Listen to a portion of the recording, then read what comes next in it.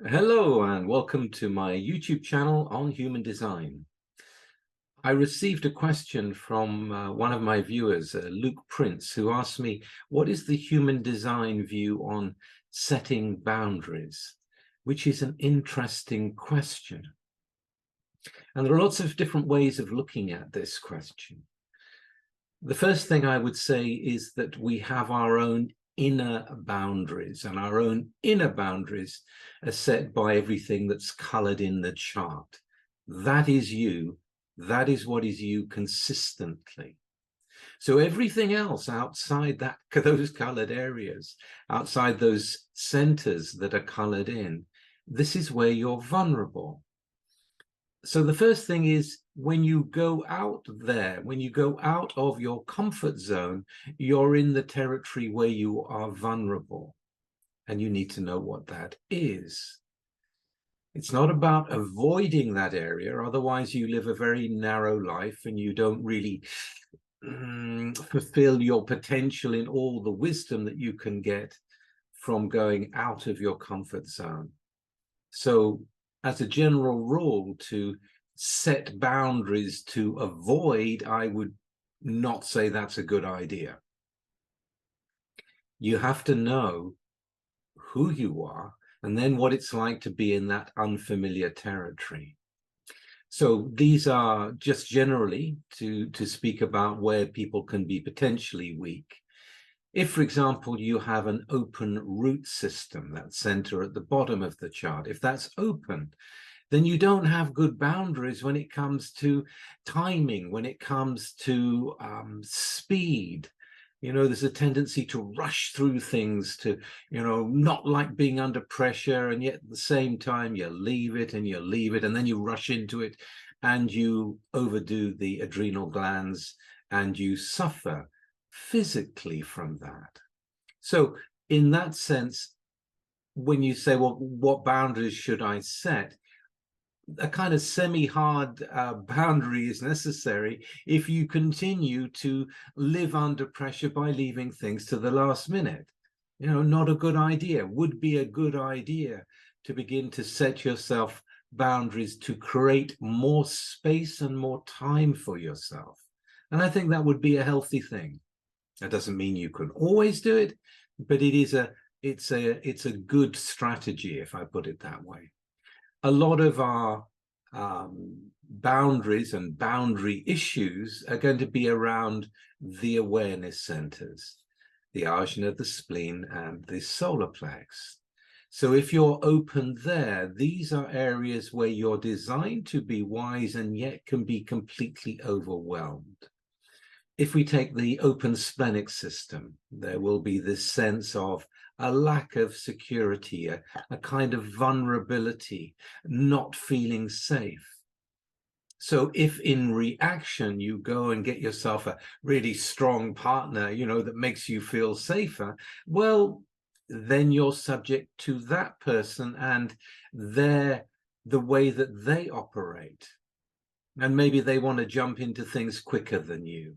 And maybe you end up getting abused being in that relationship.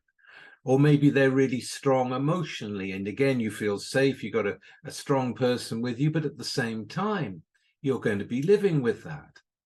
And you might find yourself retreating from that, not be all that you can be. So having seen where you're potentially weak, you have to get to know the conditioning. You've got to allow it to come in and then center in yourself as it comes in. One of the ways of doing this is to come back to the reset that is within your own aura. In other words, coming back to being alone, especially after you've had your boundaries stepped over or you've allowed them to be stepped over. Come back and consider, to can see that that's happened. And say to yourself, well, I'm not going to let them do that to me again, or I'm not going to fold again. For example, when I was very little, I was in my, what was I don't know, 13, 14, 15. I had a best friend, and I saw his chart maybe 40 years after the time that he was my best friend. completely fixed all the way through in the chart, apart from the head center. I didn't have a chance. You know, he knew exactly how to put pressure on me to say yes. And one of the things that he used to say was, oh, fine friend you are, implying that I wasn't a good friend because I wasn't going to do, or I didn't want to do what he wanted me to do. I mean, looking back on it now, if someone says to me, I'll say, well, you know, tough luck. You know, you want me to do that? I don't want to do that. I'm not going to do that. You know, it's, you get to see your boundaries and lack of them in experience. And that's why setting hard boundaries I'm not really comfortable with, because you do have to learn. You do have to stand up for yourself. And more importantly, everybody at some point in different ways needs to really embrace the word no and mean it and hold that boundary. But you've got to be clear that you want to hold it. You've got to be clear that it's right for you to hold it. And of course, that comes back to strategy and authority. You know, if you're not responding to do something and someone emotional, and you're open emotionally, and someone emotionally wants you to do it, and they get upset because your response is no, well, you have to allow them to be upset. You have to allow your own self-image to drop trying to be a nice person all the time and realizing, well, look, they want you to do that. Your energy is saying, no, you don't want to do that. Let the cards fall where they will. The emotional energy will rise and fall and rise and fall. And that's what it always does. If you're running to catch up and running to catch up there and trying to look after them when they're down and trying to, you know, keep up with them when they're high and all this, you're well out of your comfort zone and you're being drawn into the emotional wave. Well, you've got to explore the emotional wave. I mean, that's the whole point of having an open solar plex. But like swimming, you've got to learn how to swim. It's not that you don't go in the water. You've got to learn how to swim. You've got to learn when you're out of your depth how to keep afloat.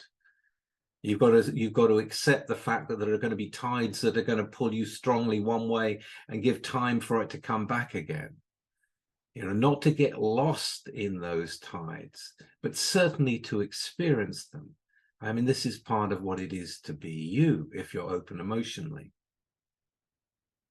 If you cut off in saying, I'm going to set boundaries around emotional people, well, you know, you're cutting yourself off from all kinds of pleasure, all kinds of lightness, all kinds of non-serious, non-reasonable behavior and activities that you probably need. I mean, after all, it's all about keeping balance in the end.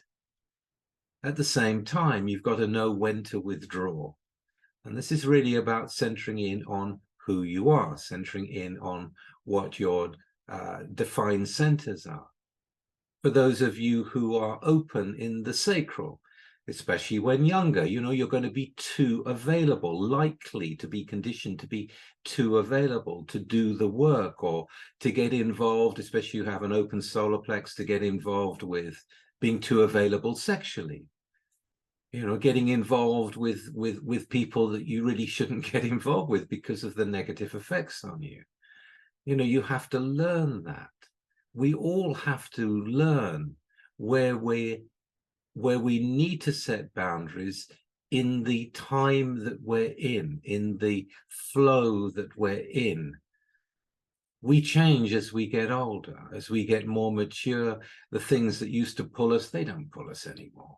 I mean, really, it's not us, and it's not pleasurable. It's not going to lead to anything because it's not, you've already tried it.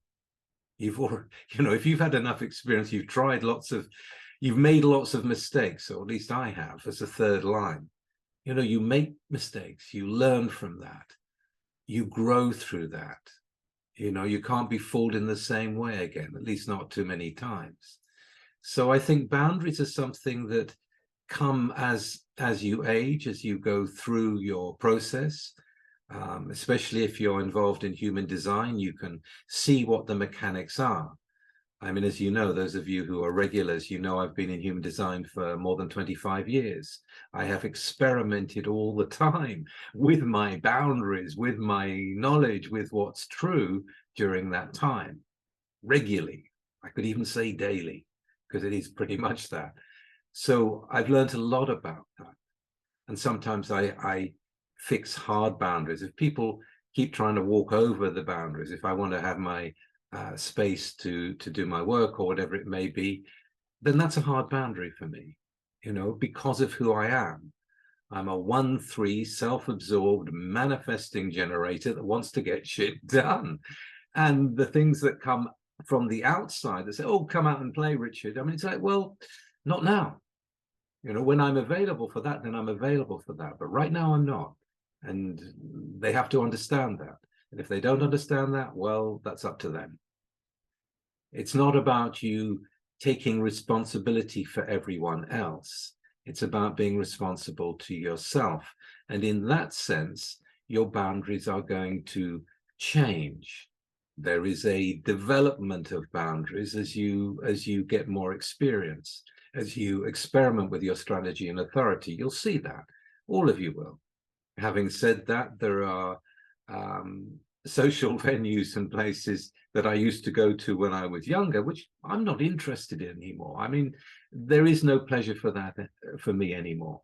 You know, if I'm around music that's really too loud, or if there's too many people in the hall or whatever, or if the music isn't set right and the sound is crackly or turned up too high, it's a nightmare for me. So for me, that's an immediate hard boundary. Get the hell out of that hall straight away. And I do. I've fled from, I think, about 3 different music events because I just can't stand the music, or because it's off, or it's too loud, or the crush of people is just too many. It's not comfortable for me. And as far as I'm concerned, there's nothing more I need to learn about that. It's just not comfortable. So it's a hard boundary in that I just don't go there anymore. If you're an open Ajna, and you've got an open mental system, you know, you'll have to learn, you know, what it's like to take in that certainty from those that have the fixed Ajna. I mean, they're going to be really certain. They're going to be very impressive in their certainty. But, you know, they could be wrong. You know, if you go along with their advice because it's their advice and they're telling you what to do, and you're accepting them tell you what to do without listening to your, in my case, the splenic generated response, then I'm an idiot. You know, if I'm listening to someone and I believe them and I go along with my mind going, yes, I can see the logic of that. Yes, I'm going to do that, without waiting for the life force to move me into action, well, more fool me. You know, you have to learn that. You have to learn that if you're around someone who has a fixed head center, very inspirational people, and they've got that certainty, you know, you can very easily be pulled off into thinking about the world in the way that they're putting it out. Doesn't mean it's relevant to you. But again, you have to learn that. You know, I'm not going to cut myself off from inspirational people. You know, I'm not going to do that. But at the same time, I'm going to give myself the space to sit with what I've taken in. And I think that's one of the best ways of learning about boundaries, is that you take in the conditioning. You don't make decisions upon it. I mean, that's vital. Not to make decisions based on conditioning. But at the same time, if you give yourself some space, you may go into something that you didn't think you would go into. Coming back to yourself is the key. Coming back to the strategy and authority is the key. Being aware where, through experience, where hard boundaries are necessary, but also not being frightened of going out of your comfort zone in order to learn, in order to experience new things. It's very important. If there are people around you who are very pushy, If they're really pushy, maybe you need harder boundaries around them. Maybe you need to communicate to them that you're not enjoying the way they're dealing with you. You know, being honest, being straight. You don't have to wait until it's an outburst and everyone gets upset. You know, you just go in and say, you know, I don't, you know, you're pushing too much, back off.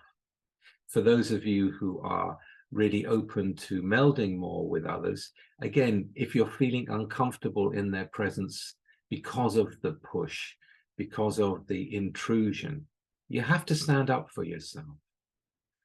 And you can only stand up for yourself when you realize that you can and that you need to. And I can't give you a hard lesson on what that would be. I can't give you a strategy of when that is. You know when that is. When you know you've got there, then you break the bond, or then you leave the conditioning. If you're a split definition or a quadruple split, it's going to be the bridge gates where you get joined up. That's going to be the trigger. That's going to be the conditioning. So in human design, when you look at your chart, if you are one of those particular definitions, you'll be able to pinpoint where you get pulled out of your center, where you're vulnerable. Again, the knowledge there is very useful. It's very specific, and it's something to know. And then you can test it. You can test it in your own life.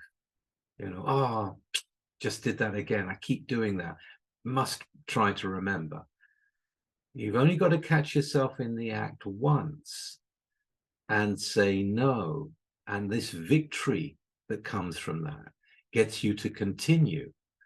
You know, once you've established the ability to say no to something that keeps triggering you, it doesn't become an issue anymore. So in terms of boundaries, I would say, rather than having boundary issues, make it boundary investigations. You know, what are my boundaries? You may be surprised. You may be very surprised about what you find. And the beauty of human design is that you can know that. The blueprint is available. In the descriptions below, there's a link to a free report that you can just download from my site. If you don't already know your chart, or if you're not clear, then that will give you some indications. Find out, explore the boundaries when you're ready to. One of the things, if you're an emotional person, maybe you're emotional and you have an open spleen. Well, if you're rushing into something before you're really settled in it or comfortable to move in that time, it's always going to put you out of sync. The people that you're with need to understand, they need to inform you about what experience you're going to go into or when it's going to happen, so you can feel into it and be ready for the moment. And you yourself, you know, if you're jumping into things because you're excited about them without waiting to be clear, you get what you get. You get resistance. You get experiences you don't want that you've got to try and escape from, you know, and so it goes, and so it goes. So boundaries, I would say, is an ongoing thing. It's an ongoing thing. If you're yourself, no matter what the conditioning is, you've always got that strength in you. You've always got that center in you, no matter what's going on. I've learned a lot from watching Mental Projectors. And I watch them around people. They stand right back, and when they speak with clarity. They're not in a rush to get involved with all the energetics, the ones that are correct, the ones that have learned. So there is this point you can get to with boundaries and with your own inner centering that will help you through all this. So in my view, boundaries are something to continue to explore. Not to force yourself, but if you've made correct decisions, you found yourself in a situation where your boundaries are being tested, allow the test. it's too much, leave. If it's too much, say no. You know, you have every right to do that. But don't cut yourself off unnecessarily. It would be a shame with everything that we are as unique beings to live a narrow life because of fear, a narrow life because we have insecure boundaries. You know, they're insecure, make them stronger. So for me, the issue of boundaries is really about conditioning, and that's really about growing. That's really about exploration, and that's really about running the experiment of strategy and authority. That's all you need. Okay, hope you've enjoyed that. If you have, please like and share and certainly subscribe, and I will see you very soon with something completely different. Bye for now.